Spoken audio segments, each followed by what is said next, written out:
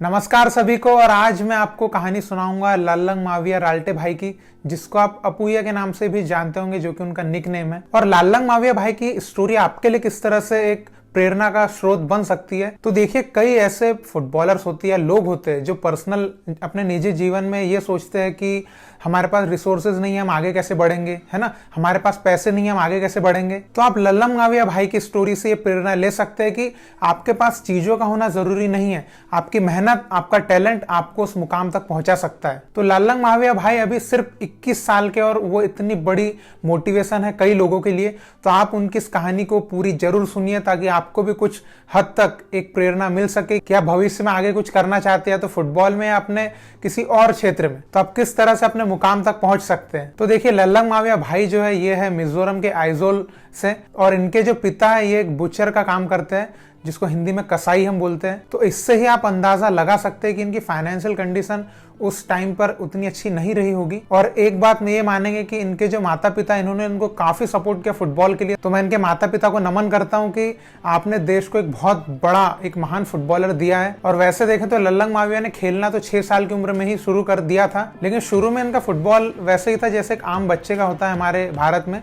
मतलब फुटबॉल खेल रहे हैं, कोई बहुत बड़ा ऐसा वो नहीं कि कुछ हो ही जाएगा, बस खेल रहे हैं, अच्छी ट्रेनिंग कर रहे हैं, बस यही वो करते थे। फिर स्कूल टीम से खेला और एकेडमीज वगैरह में खेलते रहे वो। फिर 2015 में क्या हुआ कि उस टाइम अंडर 17 वर्ल्ड कप की स्काउटिंग चालू थी।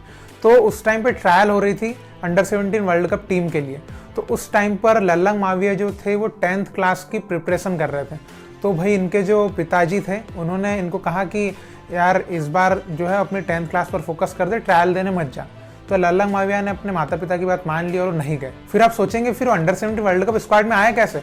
तो उसके 1 साल बाद 2016 में फिर उसका सेकंड राउंड हुआ था स्काउटिंग का, तब उसमें गए थे लालंग माविया और वहां पे वो सिलेक्ट हुए थे। और उसके बाद वो पहुंचे थे अंडर 17 वर्ल्ड कप की टीम में। तो इस घटना से आपको ये सीखने की अवसर जो होते हैं वो आपके सामने आते रहेंगे, लेकिन आप उस अवसर को कब अपने लिए एक सही रास्ते में बदल सकते हो, ये बात है। जैसे लालंग माविया ने 2015 में अपॉर्चुनिटी को छोड़ा और 2016 में उसी अपॉर्चुनिटी को उन्होंने ग्रैब कर लिया। तो यही है कि आपकी मेहनत सच्ची होनी चाहिए अपने गोल्स के लिए।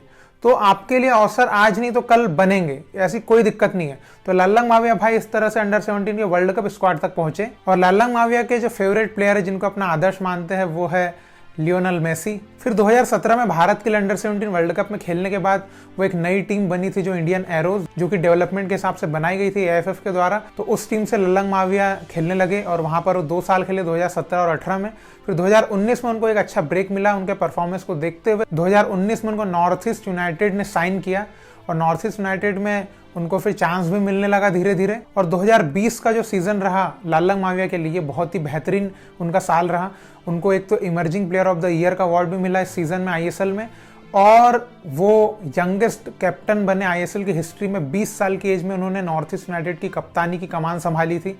तो ये भी एक रिकॉर्ड उनके नाम रहेगा। फिर उनके शानदार परफॉर्मेंस को देखते हुए मुंबई सिटी को उनको लेने की जिज्ञासा हुई कि यार ये प्लेयर तो हमको चाहिए।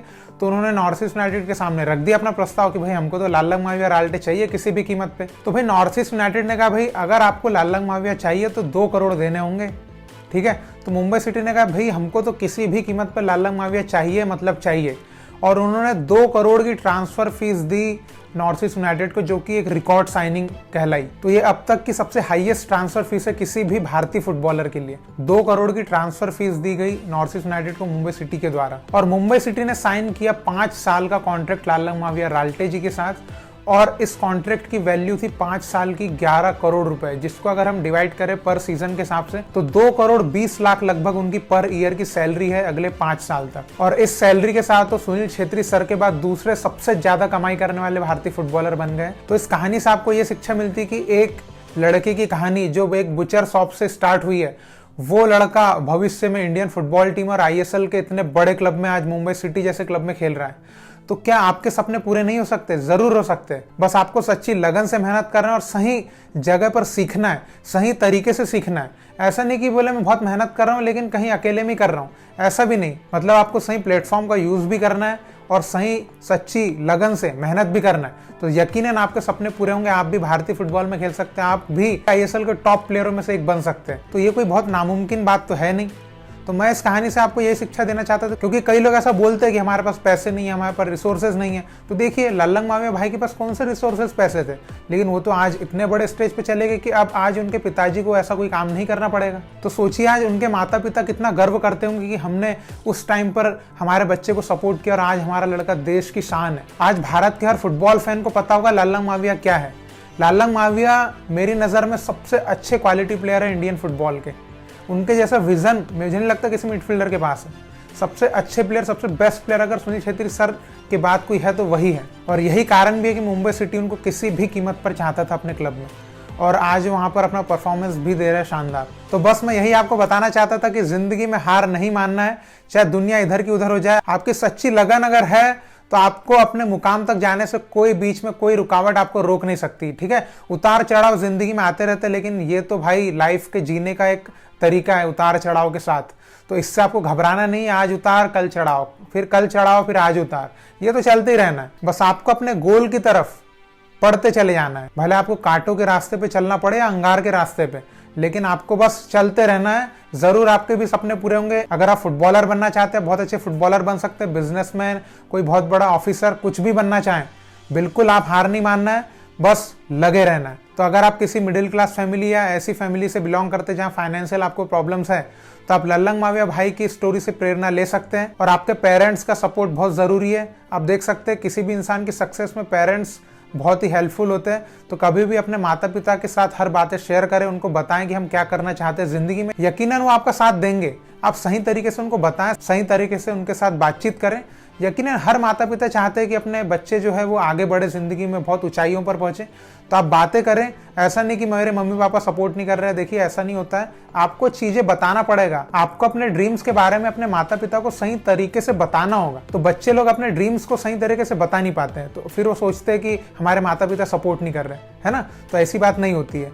देखिए आप बताएंगे सही से तो जरूर हर कोई सपोर्ट करेगा। तो बस आप भारतीय फुटबॉल को इसी तरह सपोर्ट करते रहें। और लल्लंग माविया भाई के लिए सैल्यूट तो बनता ही है ना। और मैं यही आशा करूंगा कि हमको भविष्य में लल्लंग माविया भाई जैसे और भी बहुत सारे फुटबॉलर्स देखने को मिले, जो कि लोगों को इसी तरह प्रेरणा देते रहें।